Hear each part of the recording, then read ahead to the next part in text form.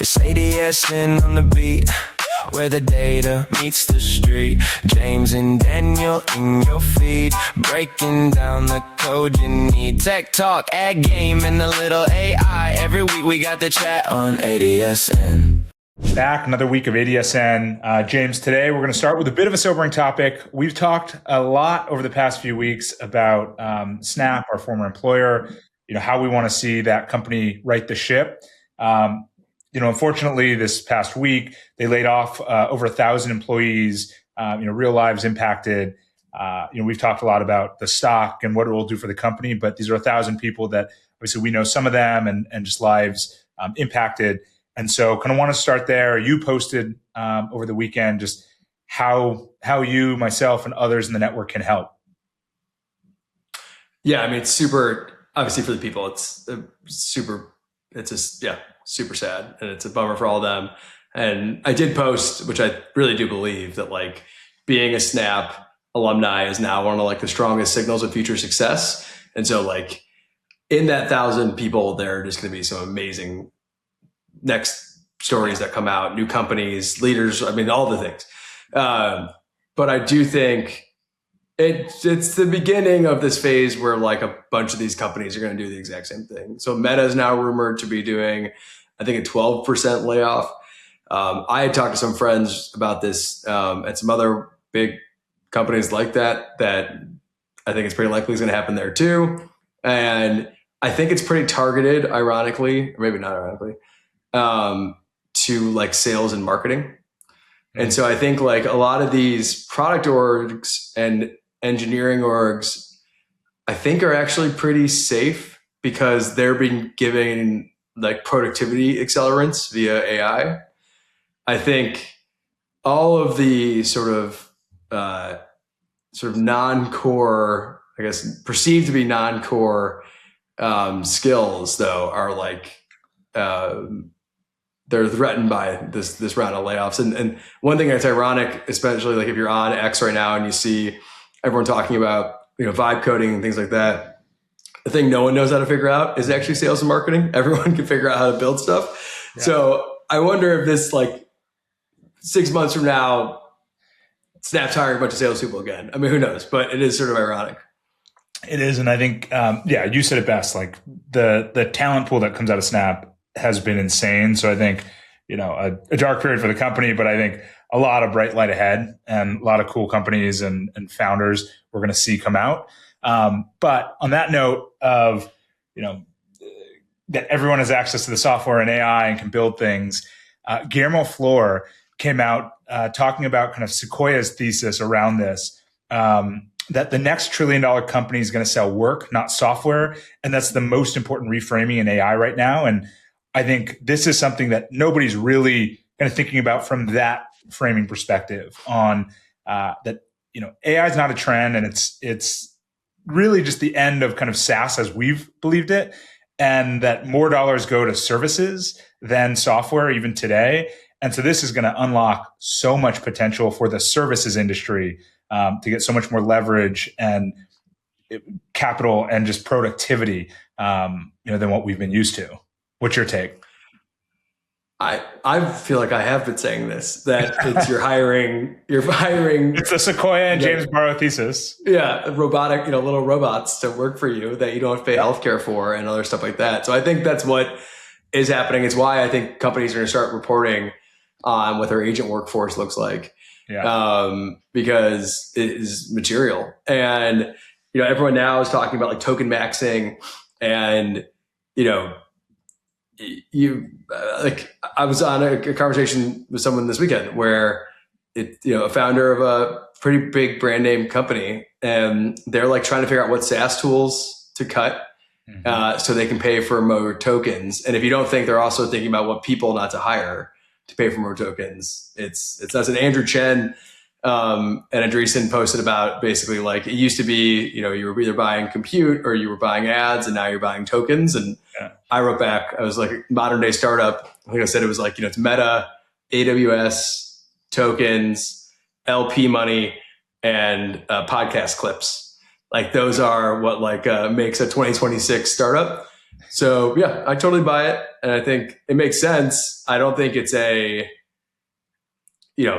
I'm curious to see, like, in the ads world, a classic use case of this, you would think, is like the agency structure and how the agencies can effectively become performance agencies on the back of this. I don't think it's going to be one of the holdcos who comes in. It's going to be some insurgent, new player that does it. But I buy it. I think it's a really good testing ground for this thesis to play itself out. Yeah, I agree. I think going to our next story is related. Just that there are certain things that the incumbents just can't replicate. They can't replicate that speed. They can't replicate the agility. Just going all in on AI because they have a revenue trap. They're beholden to their existing business. The one thing the incumbents do have is distribution, and we talk a lot about the power of distribution here. And so this next post from Matt Janiga, who's a great follow if you're into fintech and some legal stuff, is he talks about a large swath of consumers want something like Moneybot. Block is genius for being first to market with this style product, which now gets to deploy to tens of millions of existing US consumers. And it's going to make those consumers stickier to Cash App, giving Block an additional moat. And what he's referring to is an article that talks about Block building essentially a Claude code for money. And with the Cash App, with their core Block products, they have so much distribution built in. They have the perfect audience for this, wanting to get support for their finances and money. And I think we're going to see more and more of this, to your point of companies building with AI, scratching SaaS, and just speed running to some feature or new product that their customer base can use.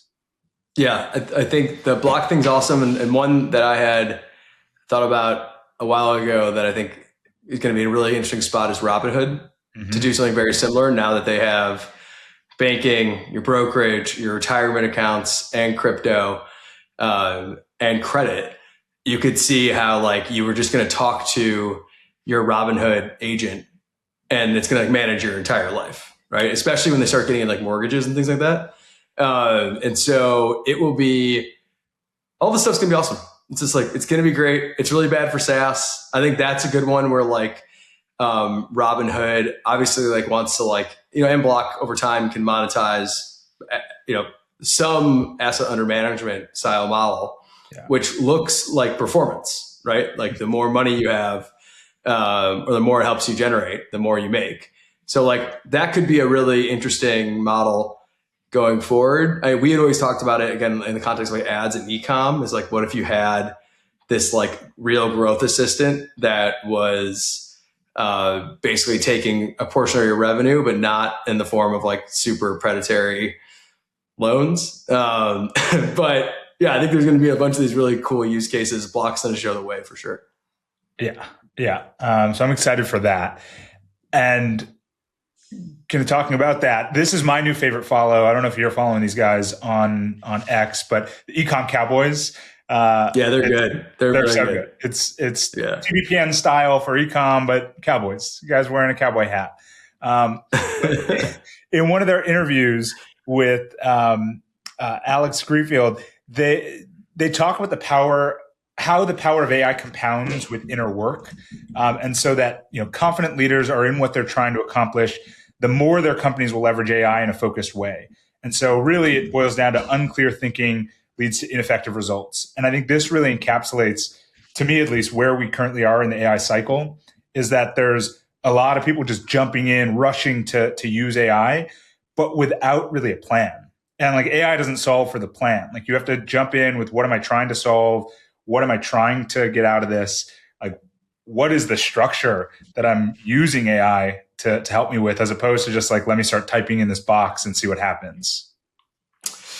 Yes, I agree. As someone who spent all weekend typing into a box trying to see what happens, it's definitely a tool. There's just like, everyone keeps saying it, but it's so, the more you play around with it, the more it's so obvious it's a tool. It is not an executive. It's not like you have a new best friend who's like Elon Musk and is like the greatest strategist in the world, right? It's a doer, right? It's a really good doer for the most part, and it can do a lot of things. but I agree. Like this thing is almost dangerous. It's sort of dangerous for your productivity if you don't have a plan. Yeah, you just keep running in circles, and you and I have both been caught in that loop of just like, let's see what happens, and then nothing really happens. Like an hour later, Yes. you're like, what did I just do? Yeah. Well, I thought a fun example of someone with at least a plan was this post from Jacob Orth, which is a video of a slot machine that can follow you across the casino floor. So it now will move with you. It's like, I don't even know if you really need a movable slot machine, but people have ideas, and ideas are now executable. You know, like you can build a robotic casino slot machine now if you choose to. I'm just imagining a traffic jam in the middle of the casino floor of just like, now it's not just people shoulder to shoulder. There's these slot Stupid machines Waymo running into people slot and each machines. other. Yeah. Just more chaos in Vegas. That's what we need. Yeah. Okay. I don't know if you were following this over the weekend. There was like this huge, I don't even know if that's the word, but so many people talking about this idea of like clipping, and this is going to be the next wave of hires at big companies, just clippers. And we've talked about it. We have clipping. We're trying to improve our clipping. But for people that don't know, this is, if you have a long form video podcast like this, or you do a long movie or video, how do you clip that up into 10, 15, 20-second bites in a way that's really engaging, attention grabbing, and gets somebody to click and watch the longer form thing? So there's a lot of conversation around it. Someone we had on the podcast, Oren John, chimed in. I think he had a lot of interesting takes and folks like that. But this one from Rachel Carton, I liked. She said the clips alone probably won't work, but turning them into fan edits might.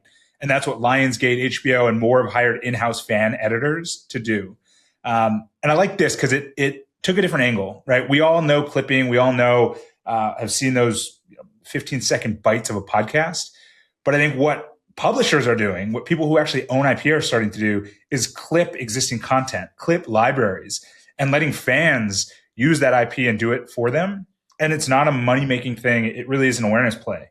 I don't know if you get it on Instagram, but 15-second, 30-second movie clip, and you're like, you know what, that was a good movie. I haven't seen it in 15 years. I'm going to go watch it tonight.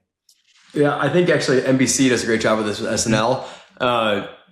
I saw this whole clip drama thing unfold on X. I saw some funny posts where it was like, it's like the engineers have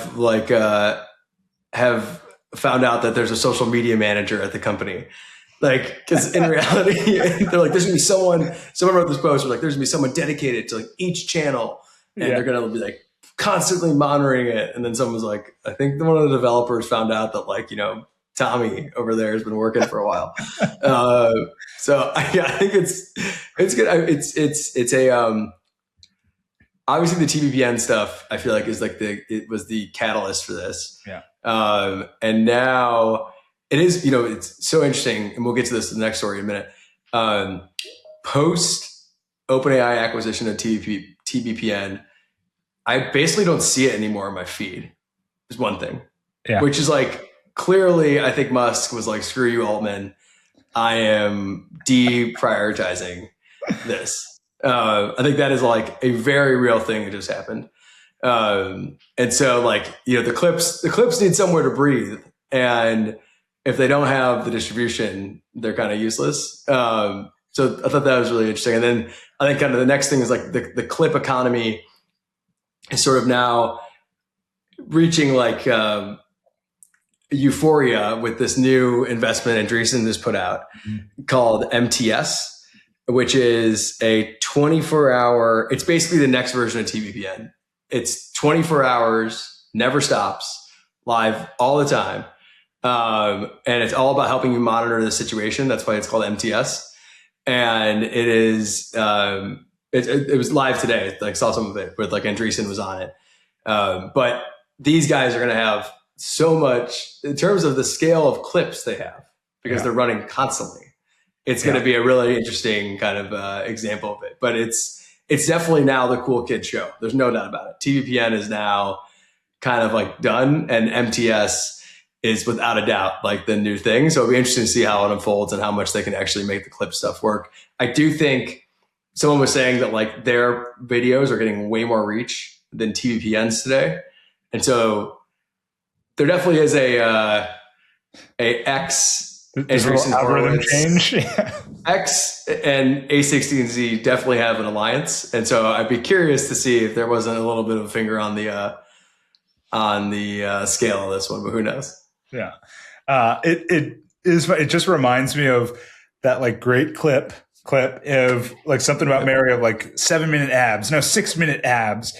This is like, oh, we went from, a weekly podcast to a daily podcast to a live 3-hour show to now 24/7 in your face, like all the time. It's like, what, like, I don't know. This is like a lot. I mean, I love the idea and I love, they compare it to the original idea around CNN. And that was what CNN was supposed to be for kind of global situations. But it part of me is just like, we're constantly just like getting to the next. And like, what's 24/7 now? It's like, let's get 3 shows going at once, 24/7, constantly in my face. Yeah. The other thing that it made me think was how, again, this is a conspiracy, not proven, but like, the fact that Musk owns X and has this alliance with Andreessen, who is like pumping out so much content. Yeah. It's very useful to have the platform and the content. Like no one complains about like the net neutrality of X and X content, right? Yeah. The same way they would at like traditional, media and internet companies. So it is interesting, especially if you layer on like Starlink, right? Like is he gonna like, are you gonna be watching TBPN and it's gonna like not load, but then you go to MTS and it's gonna like fly? Like it's just, it's interesting. No one's putting any scrutiny around it. Maybe they will, but I don't think anyone cares enough quite yet. Not yet. And by the time they do, it'll be too late. All right, you sent me this one. That was the most negative thing I've ever heard you say in my entire life. Trust me, it was like you were like a jaded. You were like, that was the first time I've seen you ever like negative. The Hawaiian in you is like slowly being chipped away. Yeah, I guess this tech industry, that's what it does. It's finally chipping away at me. But let's get to something better. This one you sent me. Basically, the Olympics just turned fencing into like a lightsaber fight, basically. So why don't you tell us about this one? This is great. This was kind of viral. There's a video it was posted by Linus Ekenstam, but he goes, I was skeptical, but now I'm completely convinced fencing will become super popular due to one very particular improvement to the sport. Sword tip visualization is going to make its debut at the Summer Olympics. Every single duel looks like a bloody lightsaber fight. And while they're doing it, there's basically like all these colors coming out of the sword. It looks awesome. And it definitely, I think, but it highlights the importance of like live sports, right? Like just amazing content to see. And then having technology overlaid into live sports is, I think, hugely additive, right? Like if I actually may watch fencing because of this, and I guarantee you we'll see a bunch of clips regardless. Yeah. So like it's good for, and even like during the Winter Olympics, the addition of the drones for a lot of the footage during like the races and stuff. I don't know if you saw that, but it was like awesome. It's like really cool now that like technology is making all these, IRL events like so much better for you to consume. Yeah. Yeah. I'm excited to watch fencing, Summer Olympics. Maybe we'll go. Maybe we'll go to the LA Summer Olympics fencing. I just bought tickets. What'd you get? I did not get fencing. I got 2 girls. We wanted them to see like women's sports. So we got soccer, tennis, and then we did get basketball, men's basketball. You got like 3 great ones. I think we were late to the game and we had badminton available to us and something else. Oh, well, badminton on TV, maybe will look cool. Who knows? That's what they got to do next. All right. We're going to switch back to kind of ad tech for a sec. We talked a lot about OpenAI the past few weeks. Their $100 billion target. Brad Tech, who another great follow and follower of ADSN. He writes that it's going to be a long road to $2.5 billion, but there's one glaring hurdle OpenAI needs to overcome before there's any hope of reaching it: scale, at least within the verticals advertisers want. And he posts, a clip from an article where it says, well, some advertisers in OpenAI committed $200,000. They've barely spent $2,000 due to limited inventory. And I think that's the one piece of this that nobody really talks about. And it really is like they need to, even with all those audiences, if people aren't talking about the topics or it isn't in the right context, there's not ad inventory. And like that ultimately is the biggest constraint. Like they will have the demand. They're such a behemoth. They'll have the demand, but right now they're supply poor. Yes. Yeah, they're definitely supply poor, demand rich. They need more screen time. I texted you this weekend where I think they're going to get into gaming. That would be like the next it's a bunch of former Facebookers. The way Facebook got a bunch of dwell time increased was Facebook games back in the day. iFrame gaming. I think an AI assistant spending you gaming on that platform, I think is like a no-brainer way to go ahead and increase that time. So I think they're going to I think the Facebookers are going to pull some of the Facebook tricks.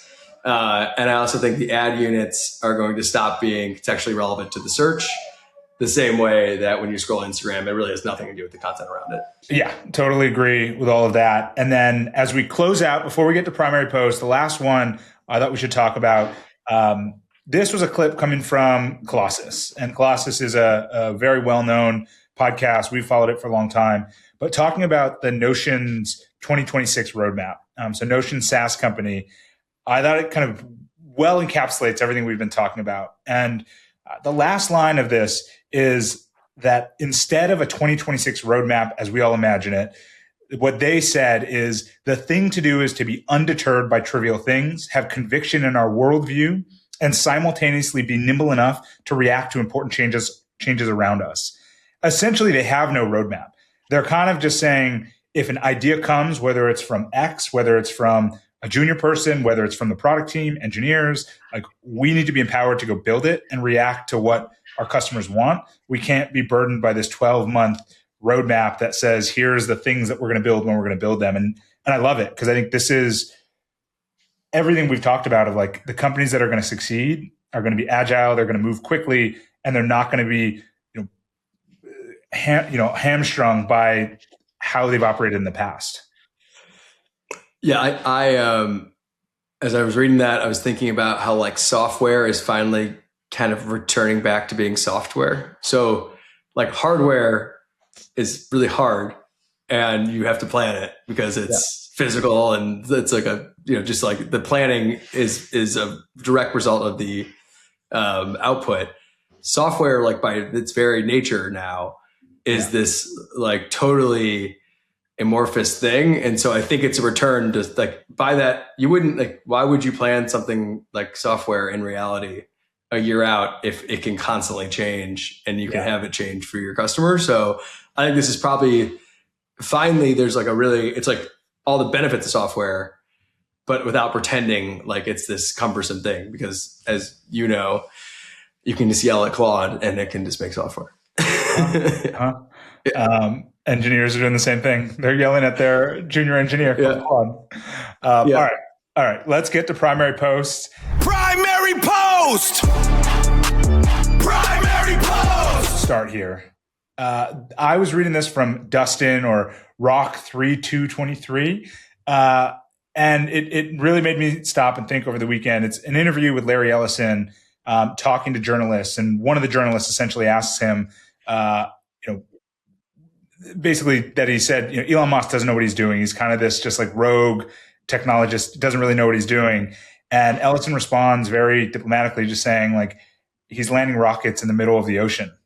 Like, who are you to say he doesn't know what he's doing? And I love, and it goes on, but I love this because it really is like, unless you're in the arena, unless you're actually building the things, like you're building things in Claude and in ChatGPT, like unless you're actually using these things, who are you to say that it's a dumb idea or, that person doesn't know what they're doing? Because everything looks crazy until it's not. So I just love this one as good weekend reading for myself. I love that one. Mine is one that someone texted me literally right now that happened earlier today. Is that I don't know if you even know about this, but Tim Cook is out as CEO of Apple. He's going to be executive chairman. Breaking news.